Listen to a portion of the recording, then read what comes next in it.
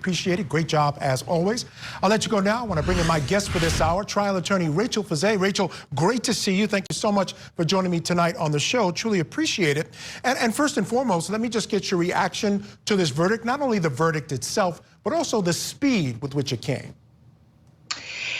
That is a very fast verdict. It sounds like every single member of the jury basically knew what they were going to do as soon as they got into the jury room, because that period of time really only gives them time to kind of read through the verdict form, figure that out, make sure everybody's in agreement. But it does not sound like they deliberated among each other very long. Yeah, I mean, you basically have to go through the form, the time it takes to get in there, sort of settle in, maybe look through the form, take a couple of votes. I mean, that's 45 minutes or so, and that's about how long it took. So definitely not much deliberating going on per se. And part of that was because there was a lot of evidence, and I thought the prosecution tried a very strong case.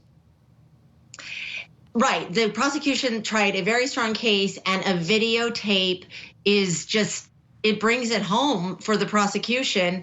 And I think that's what it did here. And then you combine it with the gruesome injuries that they were seeing with the testimony. I think they just didn't have any doubt. So they did not have to contemplate very long. They could see it, they could hear it, they had the evidence they needed. There was, again, a lot of strong evidence in this case, a lot of strong testimony. You had a couple of things here. You had some optics, and you heard the prosecutor say that she didn't think optics played into this verdict. And I think that's a fair statement because there was so much evidence of guilt here.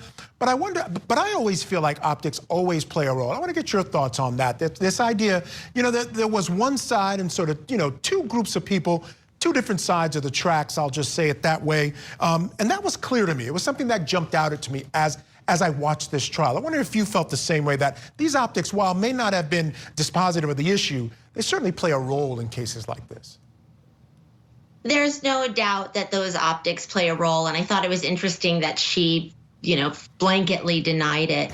But I think there's no way around bias like that and how people are perceived depending on their background. And I think that we won't know because this is fairly, as the jury saw it, they deliberated such a short time. They saw this as an open and shut case.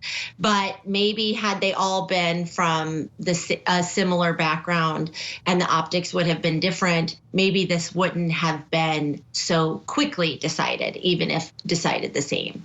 This was a really gruesome crime, and there were some horrible pictures that this jury saw. Just looking at the video, you heard all the emotion from the foreperson. Very, very tragic case.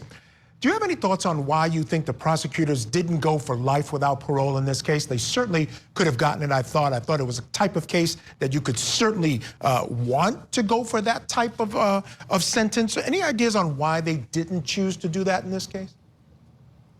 Yeah, I think that's an interesting choice. Maybe they think it doesn't really matter. Maybe I think that's an interesting choice. I don't know why they wouldn't have gone for that. To be honest, I think that in this type of case, that is what they would go for. Perhaps that was decided early on. It's hard to say on this one. Yeah, and it would have made sense to me because, as you heard Jan Norman, who was the prosecutor in this case, talking in the post-trial interview, that it was all about Michael Mosely, the fact that he brought his anger, he brought the violence to this entire event. And the idea that it was just a bar fight, I wonder if you think it might have been a different outcome, or the case might have had to be handled differently had they not had the videotape. Because we both know, and we've said many times during this trial, trying a bar fight type case, very difficult.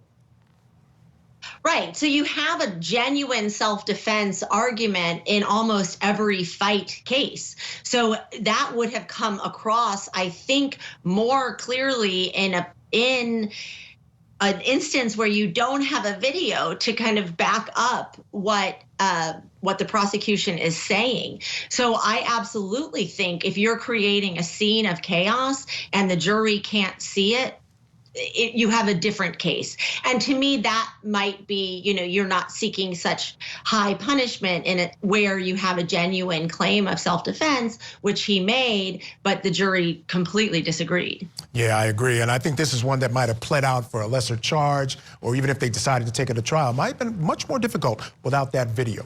All right, Rachel, stand by. We're going to take a break. Coming up next, we're going to stay in Tennessee for the final day of the Michael Mosely trial. As you just saw, a jury found him guilty on all counts. We're going to run through the defense and prosecution's closings in our testimony of the day.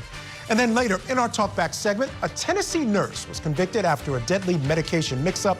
How much time, if any, should Redonda Vaught face at sentencing in May?